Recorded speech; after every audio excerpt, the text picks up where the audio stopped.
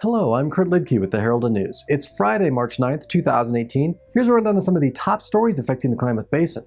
It's the Klamath Countdown. The Timber Mill Shores area of Klamath Falls is about to get its biggest tenant yet, the District 11 Department of Human Services Service Center. It's going to be a multi-tiered 130,000 square foot facility near the Klamath County Courthouse.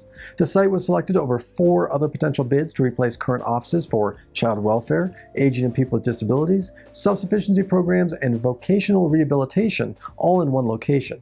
However, not all are happy with the decision, as local groups, public officials, and some business owners raised concerns at a council hearing on Monday after initially the DHS facility was going to be located at the Klamath Works campus, citing the lack of local involvement in the process. A woman was taken into custody on Wednesday following the fatal shooting of a man that afternoon north of downtown Klamath Falls. Police Chief Dave Hensley said 911 received a call at around 12:30 p.m. from a woman who said she had just shot a man in a residence on the 1400 block of Worden Avenue. Responding officers attempted to resuscitate the man, who was shot in the torso, but he succumbed to his injury. The shooting occurred directly across the street from the YMCA at Fairview, where children's programs were taking place at the time. The facility was locked down briefly until police determined that there was no active threat, and according to YMCA staff, most students weren't even aware of the incident as programs continued uninterrupted. It was one and done for the Oregon Tech men's basketball team, who fell in the opening round of the NAIA Division II National Tournament in Sioux Falls, South Dakota against Briarcliff College 80-70 to end the Owls' season.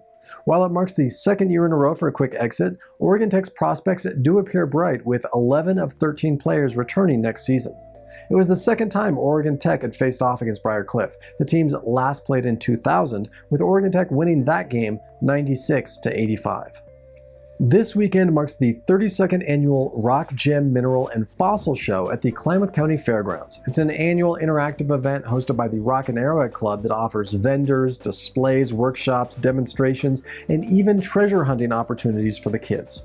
Among those presenting their work will be Bob Wilson, a recent transplant to the Klamath Basin, whose unique approach to sculpting gemstones is gaining a lot of attention. Wilson only recently began working with gemstones and found his niche taking gemstone slabs and mounting gemstone carvings onto them, creating his own unique, fascinating style of artwork, forming things like birds, ships, animals, and even a knight and dragon. Wilson's artwork will be on display along with some of the top artisans and rockhounds across the region Saturday and Sunday, with kids 12 and under admitted free. And aside from the Rock, Gem, Mineral, and Fossil Show, this weekend you can also catch the Klamath Basin Home Builders Association's 43rd Annual Home and Garden Show, also at the fairgrounds. That's happening Friday, Saturday, and Sunday at the Event Center. On Saturday as well, Oregon Senator Ron Wyden will host a town hall at Oregon Tech at 11:30 a.m. The public is of course encouraged to attend that to have your voice heard by your representatives. And on Sunday, German pianist Andreas Klein hits the Ross Ragland stage at 2 p.m. As always, if you need a rundown of upcoming events, pick up the Thursday edition of the Herald News and check out our Limelighter section. So until next week, for these stories and so much more, be sure to pick up your daily copy of the Herald News or visit us online at heraldnews.com.